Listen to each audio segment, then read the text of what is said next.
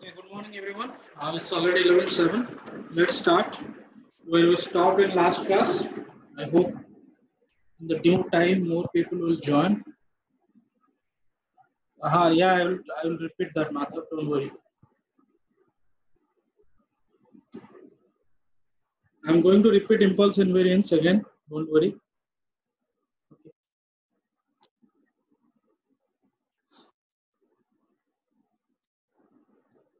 Okay.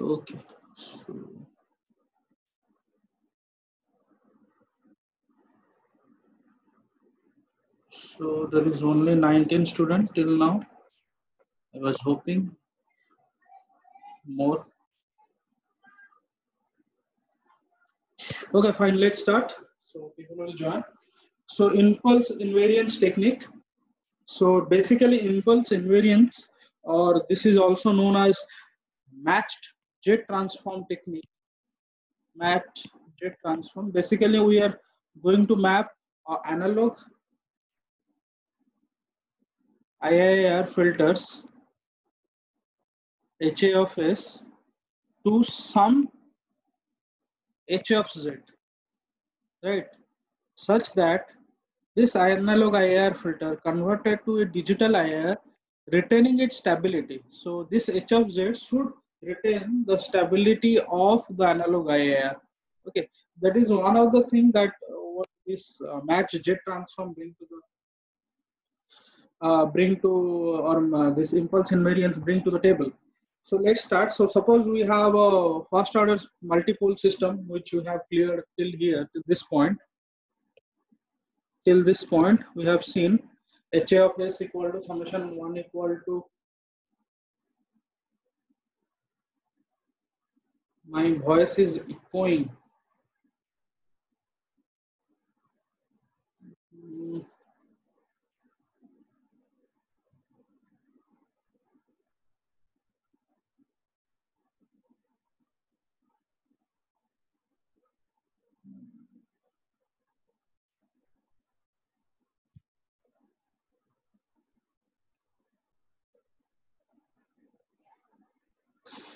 Okay, let's see.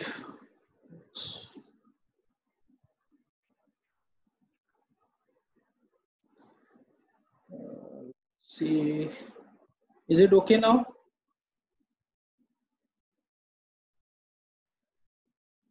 Voice echo. Okay, fine. Thank you. Right. So the basically we have considered a multipole system, right? AK divided by S plus PK, which is ranging from summation 1 to n. Okay. So we know that the pole value is equal to minus Pk. So my Pk can be any value from 0 to any number of finite number of values, right? So it can be 1, it can be minus 1, sorry 1, it can be 2, it can be 3. So such that is equal to minus Pk. That means all my poles are going to lie in this part of the S plane. That's what is the concept. Now if you remember this part, this is we discussed about how to find inverse of a Laplace transform 1 by S plus 1, that is e to the power t u of t. Similarly, if I find inverse of this particular equation, right, this HA of S, I am going to get HA of t is equal to, the summation will be as it is, AK is a constant, it will be as it is, then 1 by S plus PK will result e to the power minus PKT u of t. That's clear. Up to this, everybody clear? Up to this point?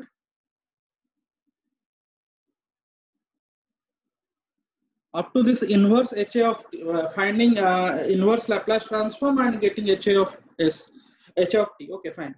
Then let's move to next part.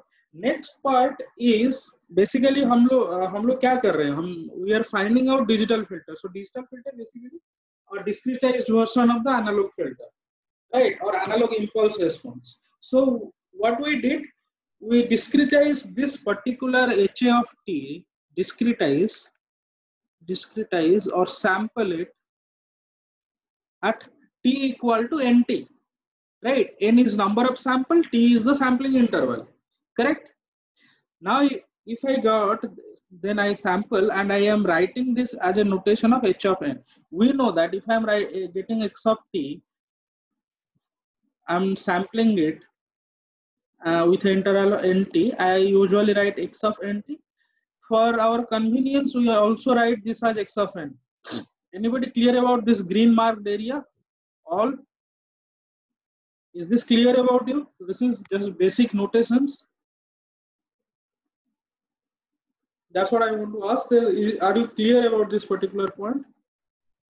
When we sample x of t with an interval of nt, where n is number of sample is t sampling interval, either you write it as x of nt or you write it as x of n. Both are same thing, right? So that's what we are going to do here. We sample it, we write it as h of n. Okay. So h of n is nothing but ha of nt. So that is summation k equal to 1 to n. In place of small t, I am going to replace n into capital T and u of n. Then what I do, I did a little manipulation over here. So e to the power minus pkt is my a now. So if I consider a is equal to e to the power minus pk into capital T, so my a to the power n will be equal to e to the power minus pk capital T whole to the power n, which is this parameter. Okay. And u of nt, for notation wise, I am writing it as u of n. Okay. That's the only change I did in this particular equation, nothing else. Okay.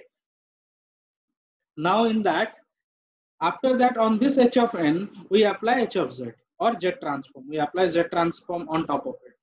Once we apply the z transform on top of it, what do we got?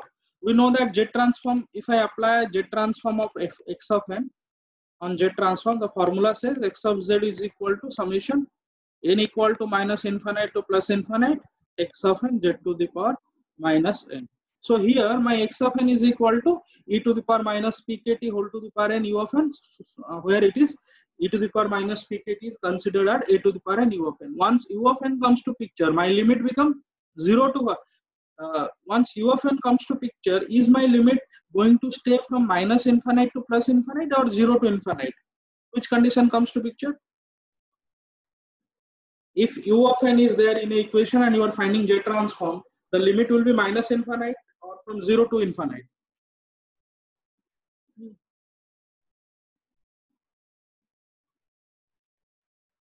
Are you getting my question? My question is, if I am finding out some signals z transform and the range is from will change from minus infinite to plus infinite to 0 to infinite, or it will be minus infinite to plus infinite. Okay, fine. It's 0 to infinite because u of n's range is always 0 to infinite. That's what is all about our point.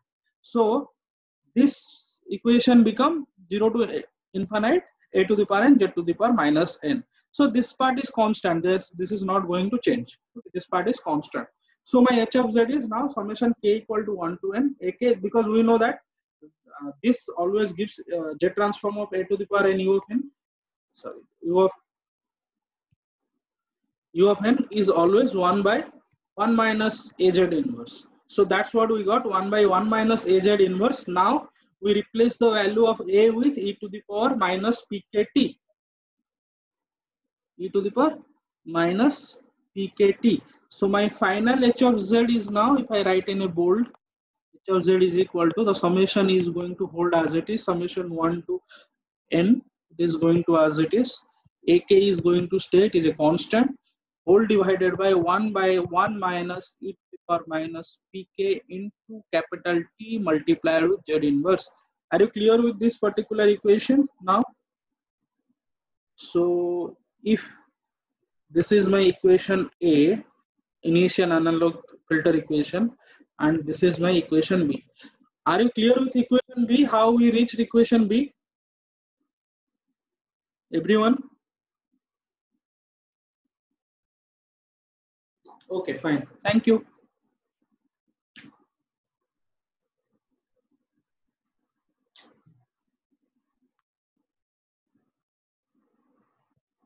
Thank you. Okay. So let's move. What is the importance of this particular? Yes, Madhav.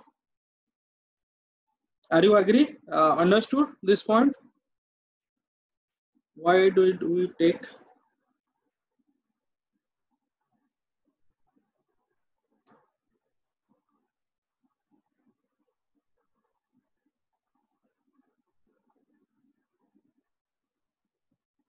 where we take t equal to 1? Which part you are referring?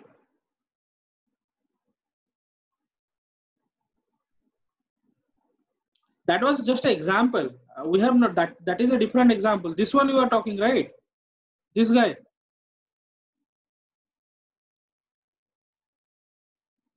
Are you telling about this one?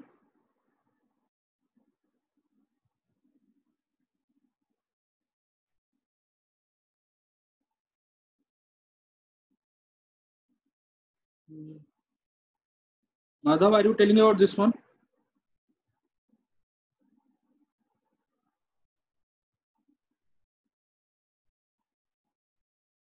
No, this is just an example. This is just an example to make you understand how we are getting this e to the power minus t over t. That's all, nothing else.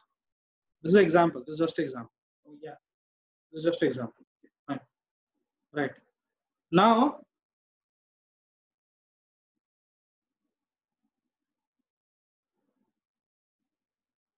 okay.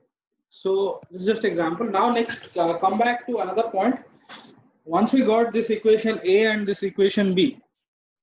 Now if I compare equation A and B, if I comparing equation A, which is HA of S is equal to summation K equal to 1 to N K divided by S plus Pk with my obtained H of Z by digitizing or discretizing, that is K equal to 1 to N AK divided by 1 minus e to the power minus Pk capital T into Z inverse. If I compare this thing, if I comparing this two equation, I can deduce my final deduction. My final deduction will be,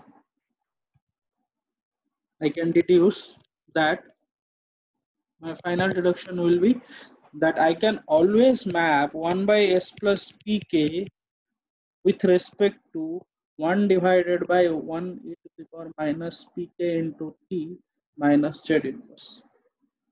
This is, let equation C, this is the mapping, or this is the conclusion or deduction we can do, that I can always map 1 by S plus Pk with 1 by e to the power minus Pkt into Z inverse. That is what is impulse invariance method. Okay. So there is now another very important concept coming up, which is quite a common question every time, right? To finding out relationship between the analog and digital filters frequency, right? So analog frequency is always represented as capital omega, which is ranging from minus infinite to plus infinite. So then digital frequency on other hand always represented as small omega, which is minus pi to plus pi. Okay, so how to find out what is the relationship between capital omega and small omega? It is one of the major questions we can get over here, right? Now if we compare equation number C, what we can say about Z? So from equation, this part, the left hand side of this part, the left hand side of this equation C, what will be S will be equal to, the pole will be S is equal to minus Pk, right?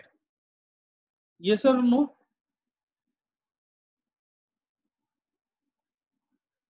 Left hand side of equation C,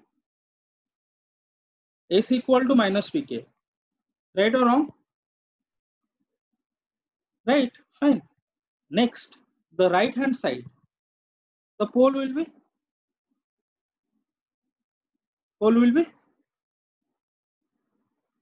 if I compare the denominator in right hand side equal to 0, I will going to get Z is equal to e to the power minus Pkt, right? If I compare the right hand side pole, yes or no?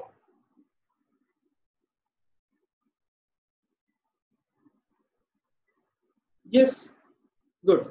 Now, interestingly, now if I replace the value of minus pk here, I can always write z is equal to e to the power st. Can I write like this?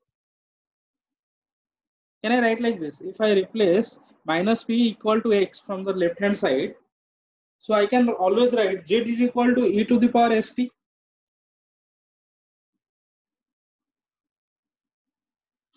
Artist, you are anyone having same problem? You are not. I am not audible.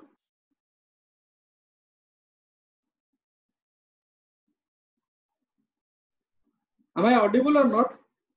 I think my mic is working fine. Yeah. Okay, artist, you check your end. Last time also you complained the same thing. Okay, thank you. Okay. So please come back to this point that we can always replace s, which is equal to minus pk. So I can always establish a relation. I can always establish a I can always establish a relation z equal to e to the power st. So this is let my equation D. So this is one of the very important equation in compare with my impulse invariance technique. Z equal to e to the power st. Fine, thank you. Now, if we take this equation D, we know that Z equal to what?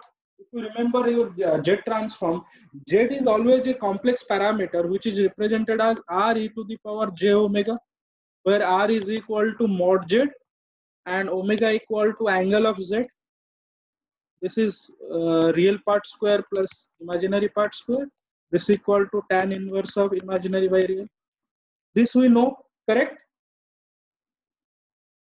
Absolutely clear about this part. This is we have very clear in our Z transform classes, right or wrong? Yes, thank you. Now again from Laplace transform also we know that S equal to sigma plus J capital omega, correct? S equal to sigma plus J capital omega. Now if we combine these two concept of Z and S and put in equation D, we take Z from here and S from here and put in equation D, we are going to get R e to the power j omega, which will be equal to e to the power sigma plus j capital omega multiplied with t. So what will be the value of R now? What will be the value of R? So if I open it up, I will get e to the power sigma into t, e to the power j capital omega into t. Are you clear about this point? I am just replacing in equation number D these two particular values. Now if I compare both left hand and right hand, I can always write my R is equal to e to the power sigma t and my omega is equal to capital omega into t. Yes or no?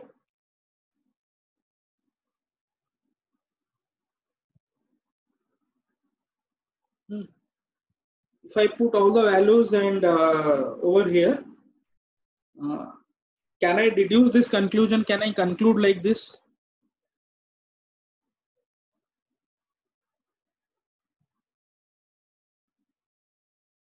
Do you understand this point? How it happened from equation number D? Okay.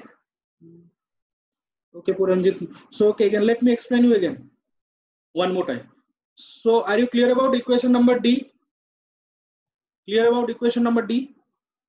Okay, clear about equation number D or not? Those who are said no, fine. I will explain again. Are you clear about equation number D? How you got equation number D? Okay, fine. Equation number D we clear. Now we know that Z equal to R e to the power j omega or R e to the power j theta, that we have already discussed in Z transform classes. This is clear, and we already discussed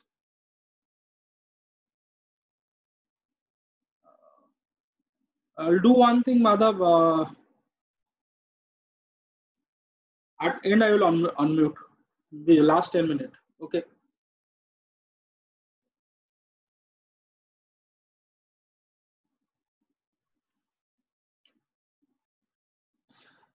So z equal to r e to the power j omega. Then this is we got from our jet transform classes. If you forgot, please refer your old notes. Then your s is equal to sigma plus j omega. This is from your Laplace transform.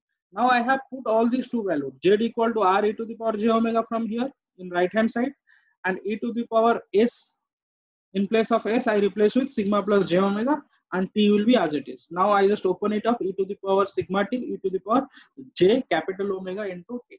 Now if you compare both the sides, that means your r e to the power j omega will be equal to e to the power sigma t multiplied with e to the power j capital omega t, right? So if you compare the real part and imaginary part, I am going to get r is equal to this, and e to the power j omega is going to be this. Clear this point?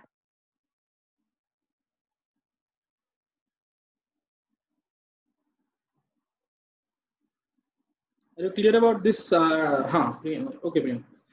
Right. So now, if I again compare, so I will get R. Once the comparison has been done, that I will deduce the final result, R equal to e to the power into t. Right. Next, if I compare these two, e to the power j omega is equal to e to the power j capital omega into t. So what I can say about small omega will be equal to what it will be. Small omega will be equal to,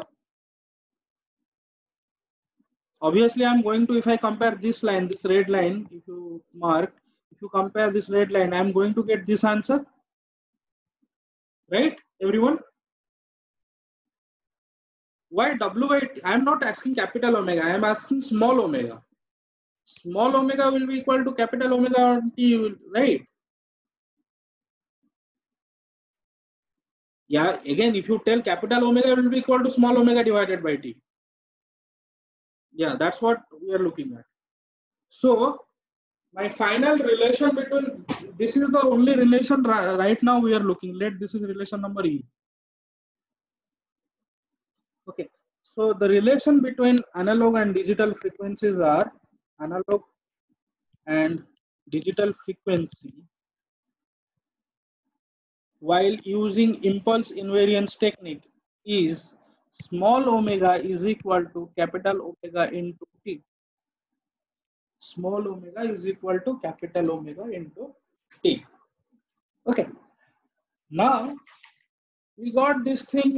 This is a very interesting relationship. You know, this is a very interesting relationship. This is a very interesting relationship. Why this is a very interesting relationship? Can anybody tell me why this relationship is a very interesting relationship, and this relationship has its own problems? It has its own problems. This comes with its own problem. We'll see a very interesting problem right now. Okay. Based on this relationship, I am going to make you understand about the plane mapping. The mapping of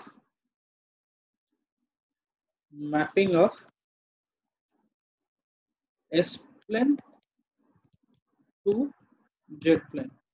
So S plane and jet plane basic mapping we understand. Left hand of S plane must map inside unit circle. The right hand of S plane must map outside unit circle. And the j omega axis must map on the circumference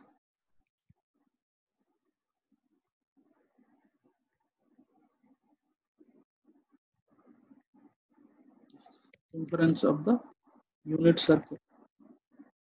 This is our basic understanding of analog filter to digital filter conversion using any technique, whether it is IA or whether it is approximate derivative or impulse invariance.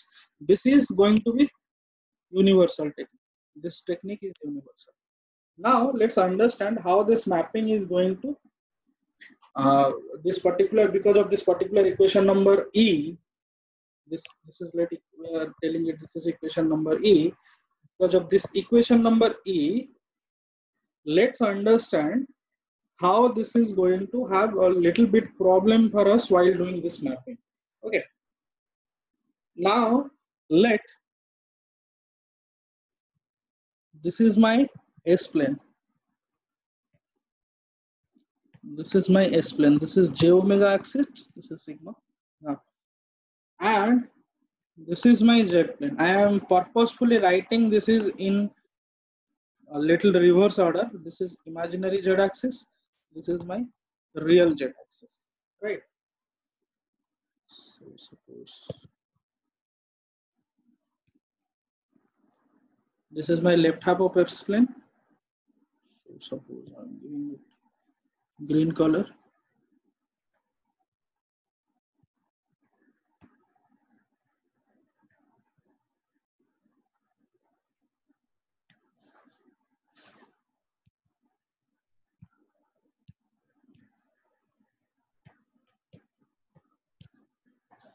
Then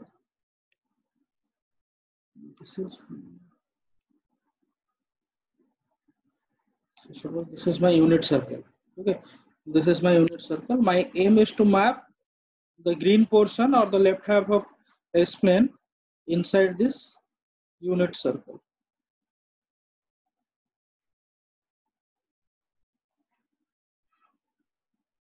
That's what my aim, right? I should map the left side of S plane to inside the unit circle. Now so this is my j omega axis. Now suppose I have 4 different poles. Okay, what are those 4 poles? S equal to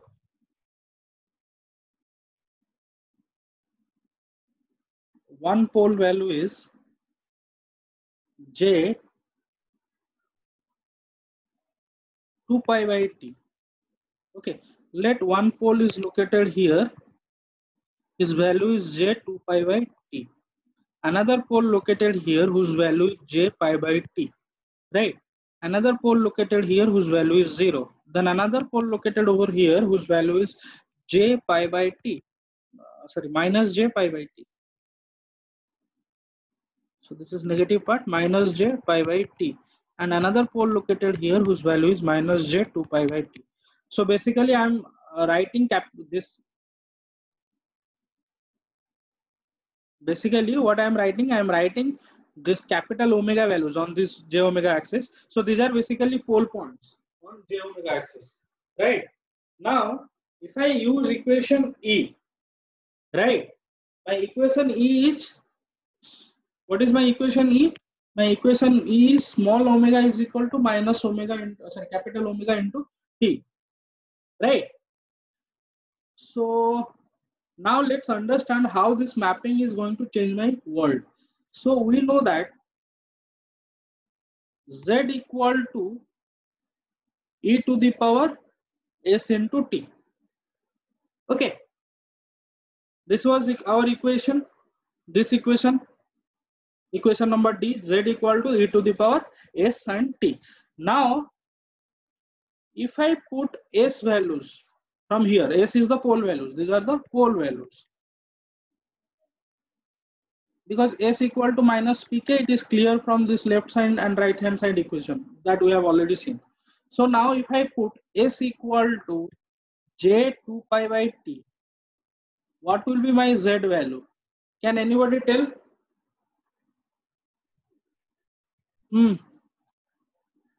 If I put s equal to z 2 pi by t, what will be my z value?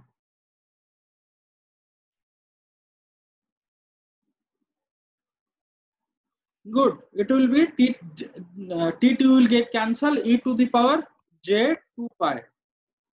Right? E to the power j 2 pi. So z value is plus 1.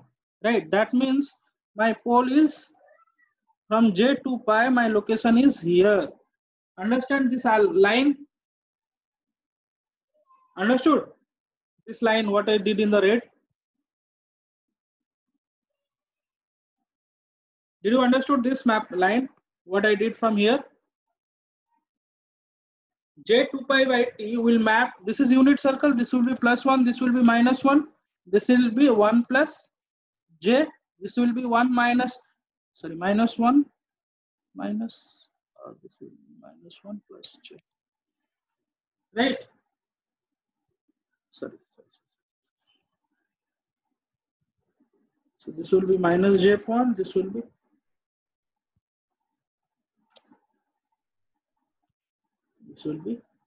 positive j point. So now if you replace s equal to j pi by t, that is this point, second point, what will be my z value? This will be e to the power j pi. E to the power j pi is what? E to the power j pi is cos pi minus j sin pi. Cos pi is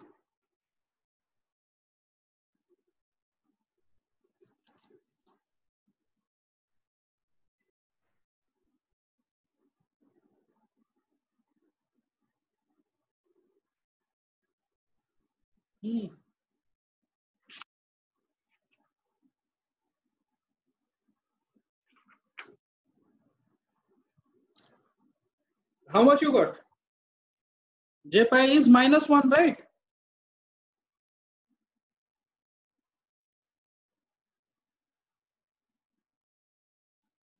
Good. Cos pi is -1. So final value is, it is going to be -1. So it is going to be -1. Fine. Good. So that means this point will get mapped to this guy here on the axis. Correct? Similarly, if you put s equal to 0, you are going to get z equal to 1. Okay. If you put s equal to 0, that means this one, it is going to get me also z equal to 1. Right? Now if I put s equal to minus j pi by t, minus j pi by t, I am going, that means z equal to e to the power minus j pi. E to the power minus j pi is how much?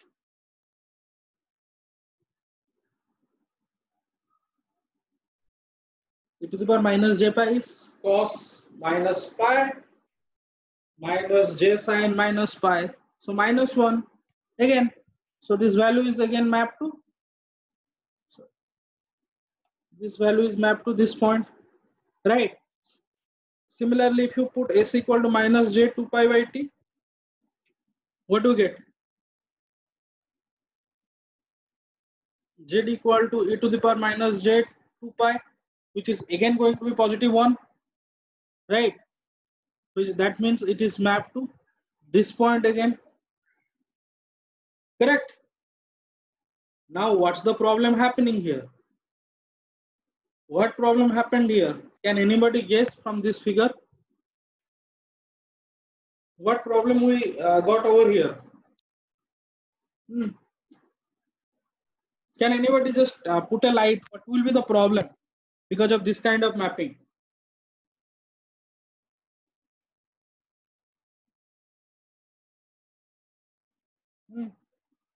Any guess?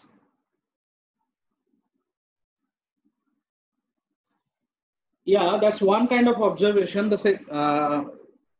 But if you change the value, suppose e to the equal to minus j 3 pi by t or plus j 3 pi by t, it's going to value will going to be different, right? But the problem is that what it is happening because of this particular relation. No, it's not on stability. Let's see, this very interesting case will come. So small omega equal to capital omega into t. Is it a linear or a non-linear relation? It's a linear or a non-linear relation? This is our final equation. No? This is from where we started everything. So this is a linear equation, right? If you plot omega with respect to t, that capital omega is the slope of that axis. It's a linear equation. Because of this equation, what is happening? Multiple poles in S plane, right? Multiple poles in S plane, you understand this point, multiple poles in S plane getting mapped to single pole in Z plane.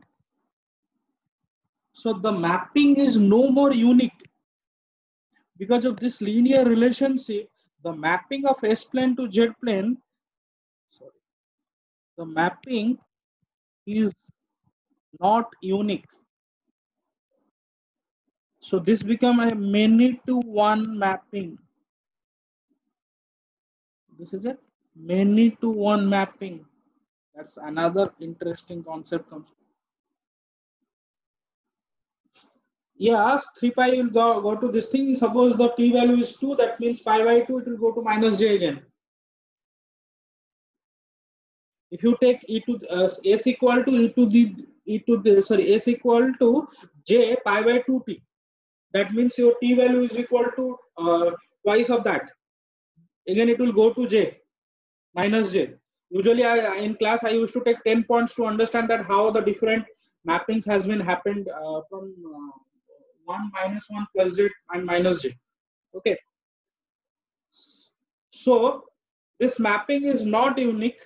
This is many to one mapping. Okay, many to one mapping, right?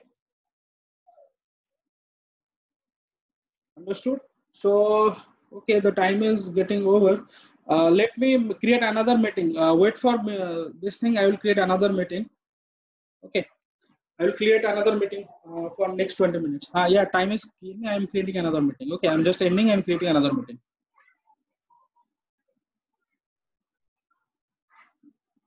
No, not like that. Time limit is there. I'm not able to do that. Okay, I'm